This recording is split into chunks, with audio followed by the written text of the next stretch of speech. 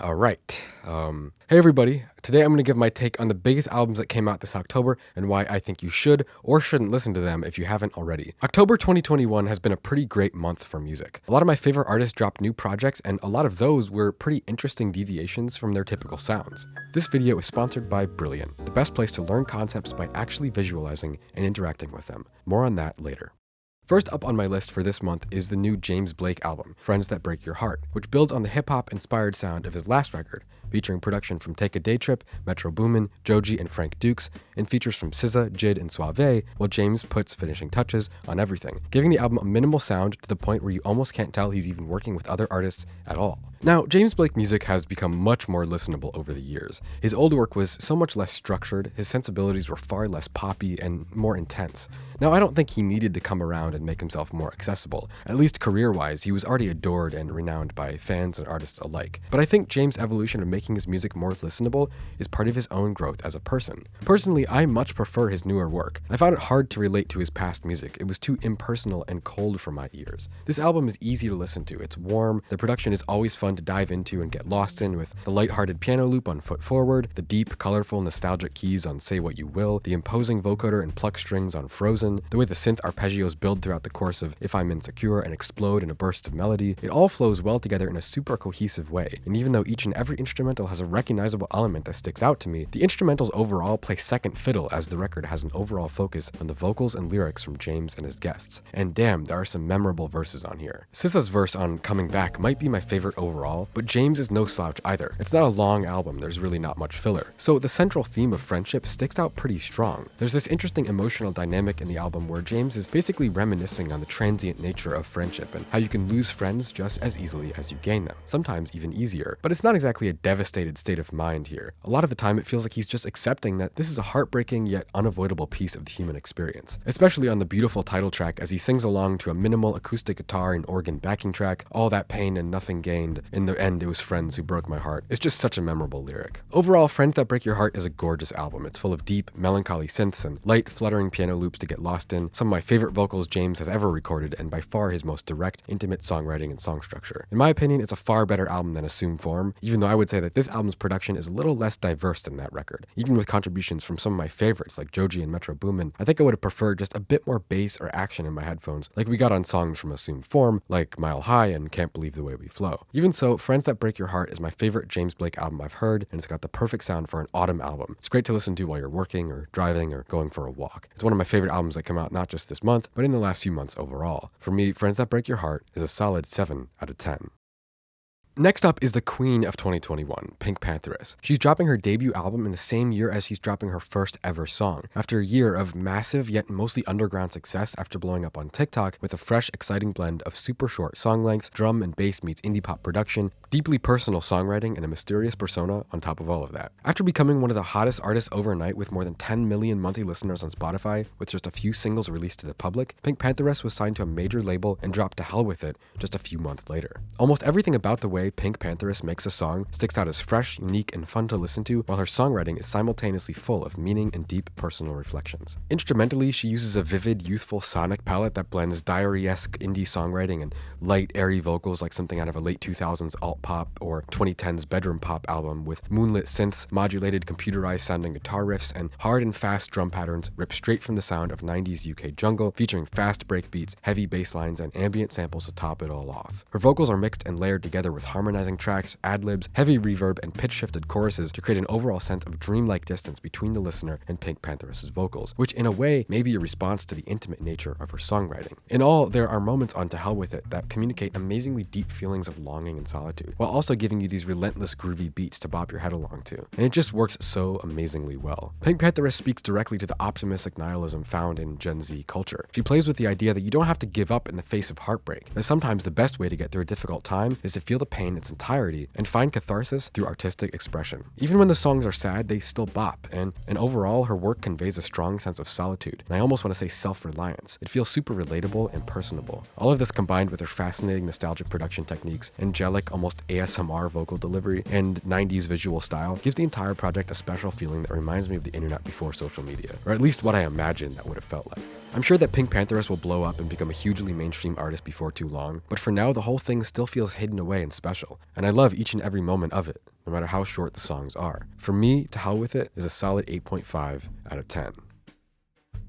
Next up is Life of a Don by Don Toliver. I honestly wasn't a huge fan of Don Toliver's first album that dropped last year. He's not a bad singer at all, but there just wasn't much that stuck out to me in terms of thoughts or feelings. It was cool, but not cool enough to make me keep going back. That being said, I did love his features on Can't Say and What to Do, but those songs both featured his mentor Travis, so it's hard to say if that's why I enjoyed them more. Anyway, regardless of my silly little opinion on Heaven or Hell, it was a hugely successful album with well over 1 billion streams on Spotify alone, and Don Toliver has been far and away successful at becoming an artist all his own, even if, in my opinion, he's mostly just a great voice with hardly anything interesting behind it. Now, his voice is certainly pretty, don't get me wrong. I just don't really find myself caring about his lyrics if I think about them for more than 2 seconds. It just feels like he's an extension of Travis Scott's already mostly empty songwriting, and honestly, Travis makes it work better. The thing is, it can be fine when it works, especially when he pairs it with great production, as he often does, in its maximalism. In its flashy, high-budget Cactus Jack sound is a deeply empty lack of creativity. Even if it goes hard and sounds expensive, Don Toliver just ends up sounding more like an AI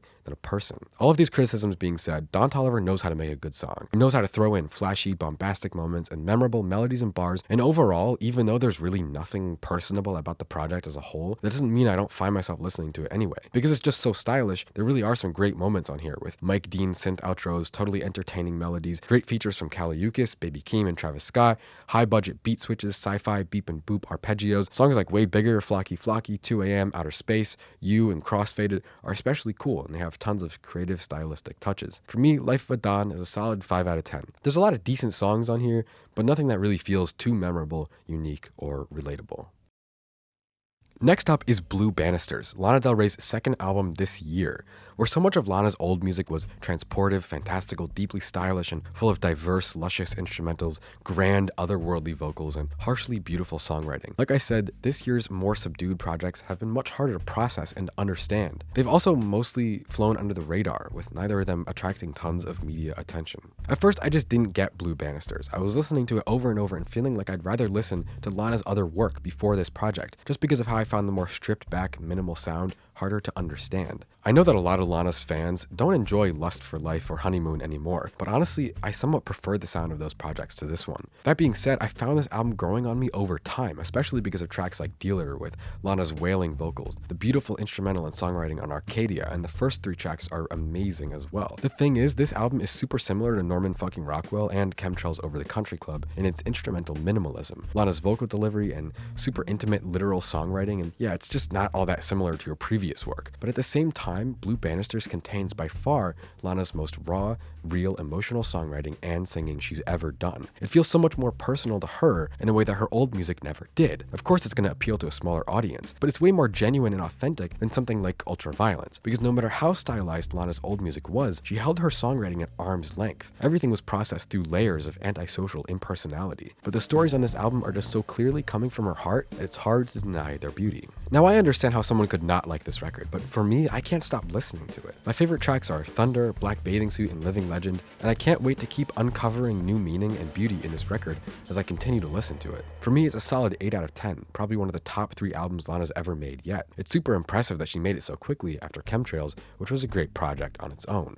Next up is, of course, LP by JPEGMafia. I haven't had tons of time with this album yet, and some of you might know I've never been a huge fan of Peggy's music, but it is impossible to deny how good his new record is. I mean, the production is incredible. The intro track, the end of Nemo, the rock, punk, hip-hop mix on end credits, it's just such a densely packed mix of sounds, and I love the overarching motif of synth work that feels bright and soft at the same time. It gives the project an overall feeling of jazzy, hopeful happiness. The bass line and drums on Sick, Nervous, and Broke are just perfect. Honestly, these are some of my favorite beats of his I've ever heard, and I much prefer this softer, jazzier, more colorful sound to the more industrial style he was playing with before. The album flows together perfectly. It sounds so cohesive, and Peggy's vocals bring an incredible energy and mood to the tracks. He sounds so natural on the beats. I mean, he's producing everything himself, so it makes sense he would know exactly how to flow on these sounds. Honestly, this is just a great album. It's one of my favorites I've heard all year, despite my previous lack of interest in Peggy's music at all. For me, it's a solid 7.5 out of 10. The last album on my list for October is Punk by Young Thug. His run of projects from Barter 6 to Beautiful Thugger Girls and everything in between is an obsession of mine. I mean, there's just nothing like it. But after the amazing experimentation and storytelling on Thugger Girls, he dropped a bunch of mediocre mixtapes before eventually striking gold with the commercially successful project So Much Fun. But I just didn't find myself interested in it. And honestly, I just haven't kept up with him since then. But Punk is a much different story. There's a lot to love about this album, but honestly, in all, it's still kind of a disappointment. I love the sound of the gentle acoustic guitars found throughout the entire record. They work really well on songs like Die Slow, Stupid/Asking, Recognize Real, Contagious, especially because alongside those guitars, Thugger is dropping some of his most heartfelt personal lyrics of his career. Plus, we get to hear his absolute best singing yet. The problem is that the record starts to fall apart around the 6th track and just doesn't really find its feet again until the end. The song with Post Malone and A$AP Rocky continues the carefree acoustic vibe, but it's not really well written or memorable at all, and the following songs like Yeah Yeah Yeah, Insure My Wrist, Scoliosis, they're not really interesting either. In all, they just sound like lazily generated corporate Young Thug neural network songs. Bubbly with Drake and Travis is a weirder, darker song. It works well, no complaints there. But again, the album just kind of flops around for a while, and it starts to make sense again around track 15 with the song Droppin' Jewels, a track with a beautiful jazzy instrumental and some of Thugger's best singing on the whole project. Fifth Day Dead is another beautiful song with a dreamy instrumental, but I didn't find the following tracks particularly enjoyable, except of course of the album's amazing closer featuring Mac Miller. It's honestly one of my favorite songs Thugger's ever put together, especially knowing it was recorded right before Mac died. The melancholy instrumental and singing give it a very special feeling, plus the fact that Mac fits on the beat amazingly well and the little whale sounds dotting throughout the track, it gives it a very special touch. At the end of the day, this is the type of album where you take half the songs, you put them on a playlist and just pretend that's the whole project. Because half of these songs are Thugger's best songs ever, and half of them are throwaway filler tracks. And I kinda get it. It's hard to experiment when you're this big. Even if we've come to expect some experimentation from Thugger, it's still a lot of pressure to clear tons of sales every time you drop, so I kinda get why there's some filler on here. But seriously, some of the tracks on this project are among his best ever, with the way he reaches for a tranquil, sublime atmosphere of melancholic introspection featuring soft singing, peaceful instrumentals, and poetic, introspective songwriting. I'm gonna be listening to some of these songs for years to come. For me, Punk is a solid 7 out of 10 overall, and definitely one of my top 2 or 3 favorite projects Young Thug has ever put out to date. So those are my reviews for October. Let me know how you'd rank my list, what I missed, and what your favorite album was this past month. And don't forget to click on the screen to check out my latest video essay and vlog. Hope you guys had a good month, and I'll see you soon.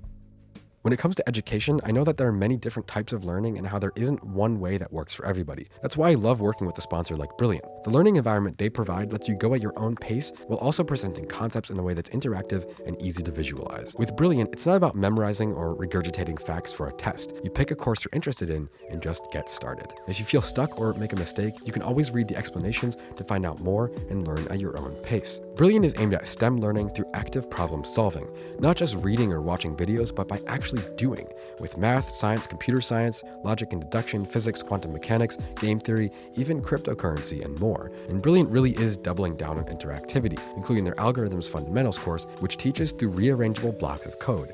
No coding experience required. Honestly, even as a person with ADHD, I found myself diving into this specific course, and I got so engaged I didn't want to stop. So if you want or need to be improving your skills and knowledge in any area of STEM, Brilliant is the most engaging, interactive way to do so. Plus, the first 200 people to sign up at brilliant.org/Volksgeist will get 20% off their membership. So click the link below for 20% off your membership with Brilliant, the best STEM learning platform around. Clicking the link really helps out my channel.